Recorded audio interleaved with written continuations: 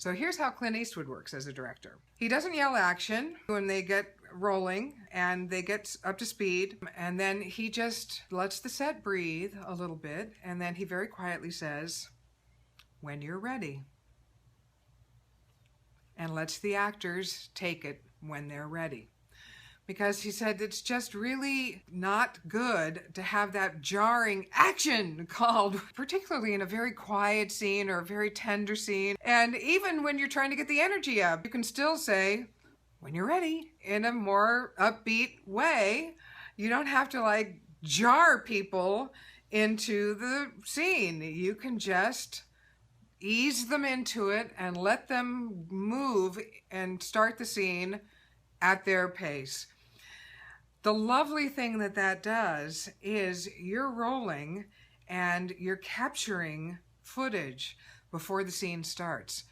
But the actors are in character before they actually start the scene, which means your editor can choose moments to put either in that scene or in reaction shots later in the scene or in other scenes, just because they've got good footage of the actors in character, which is awesome.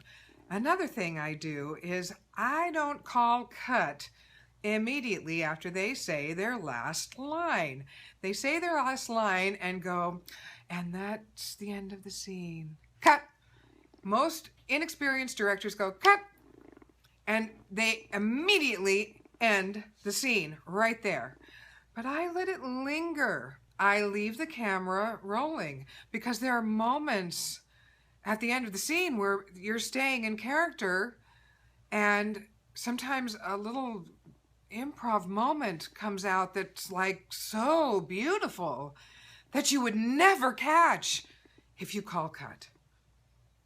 So I let it linger, usually 5 seconds, 6 seconds, sometimes 10, but I always let it linger at the end of the scene before I call cut, so that it just lets it breathe.